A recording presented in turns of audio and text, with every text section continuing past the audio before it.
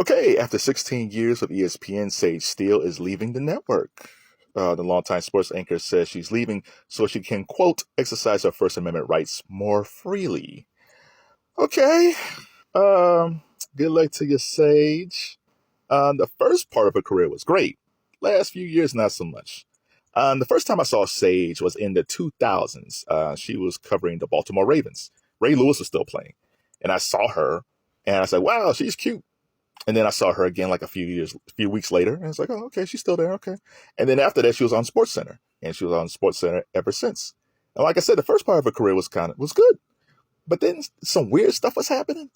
Like I think Shane Sonnen asked could he tug her hair, and she kind of leaned over and he tugged her hair, which was weird. There was some weird thing about flights that she was. There was something about she had some flights that was delayed, and she spoke out about that. And then there was the stuff about COVID and. It was just way too much. Like as the years went along, Sage became more conservative, which is fine. Like, listen, anybody can have their own political beliefs, but the thing that males in sports understand. See, personally, I think there's far more conservative males who cover sports than there are Democrats or liberals, right? But the thing that they realize is they got a sweet, cushy gig. They get paid lots of money to cover sports. And that SportsCenter gig, what you're working like an hour, 2 hours maybe, you're making like 6 figures, 7 figures if you're on top. That's a nice gig. And I think dudes who are conservatives in sports realize, hey man, I got a wife, I got ex-wives, I got kids, I got to pay for college, I got a mortgage. I'm not gonna spoil this just because I have some political views. Like, no way I'm gonna spoil my sweet gig just because I might not like what athletes are talking about. That's just silly. But when I look at Sage Steele's downfall, and it's funny because the ESPN has been laying off people for a while, and she wasn't one of the people early on that wasn't laid off, and that's because she sued ESPN for her First Amendment rights, and now I guess that's all over, and they let her go. But her downfall kind of reminds me of Michelle Tafoya. Michelle Tafoya was a Latina broadcaster. Athletes liked her. People seemed to like her. I liked her. She was always a good sideline reporter on Sunday Night Football. So like she was having a good time. And then she went on The View. And she talked about critical race theory and how she didn't agree with Kaepernick and COVID. It's like all the GOP's greatest hits at that time. And it's like, wow, what is she doing? And NBC Sports talked to her about it. And I guess they came to agreement that Michelle would finish out the season. And she's been gone ever since. And I don't even know what Michelle's doing now. The last time I heard, she was working on a campaign for a Republican candidate for Minnesota for the gubernatorial race.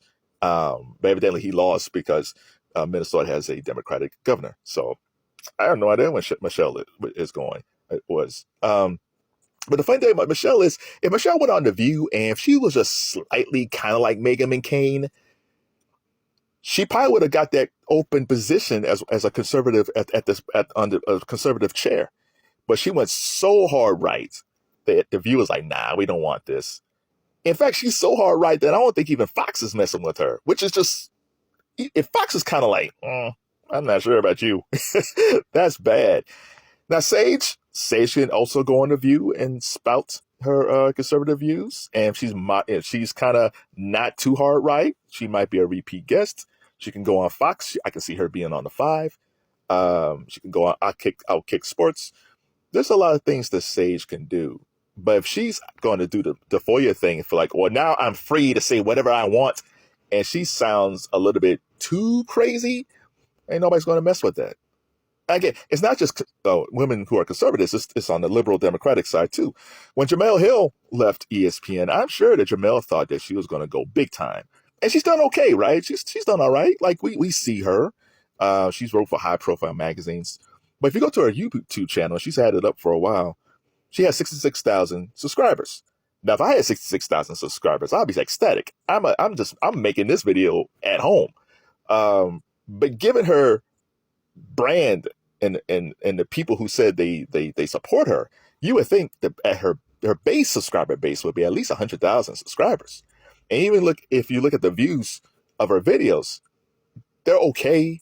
They're 1,000, but they're not tens of thousands or fives of thousands. And it's interesting. Like the thumbnails look great. She has good guests.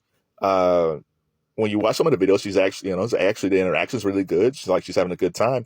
But Jemele Hill has not found the success that I think she would have had. Same thing with Kjm Champion. Kjm Champion left ESPN, and I think she thought she was going to go big time. And again, she's done okay, but not great. I think men who leave ESPN kind of get it. It kind of reminds me when Stephen A. left ESPN, where he was fired. Back in the day, Stephen A. had a had a show, and Stephen was kind of arrogant, and they fired him. And he got out there, and he struggled. He was on CNN, he was on Fox, but he couldn't find a place because sports is a bubble. It doesn't matter how big you are in the sports world as a media person. In a broader sense, you're not really that popular. And then Steven fought his way back to ESPN. If it wasn't for Skip was then hosting Cold Pizza, which turned into First Take. And Skip brought him on as a co-host because ESPN didn't want to bring him back as a guest co-host, but Skip brought him back, and the rest is history. And I think guys in general realize this when it comes to leaving ESPN. You got to connect yourself with a big sports entity, no matter if it's Fox Sports, NBA TV, NFL Network, MLB Network, like Dan LaBatard. Dan LaBatard left ESPN. They said he was too liberal. I don't think that's really that true. And yes, he has his own YouTube channel, which is doing fine. But before that, he connected with John Skipper, the former chief of ESPN. And Skipper has started Meadowlark Media, and Dan hooked up with him. And Dan realized, listen, I can start something on my own.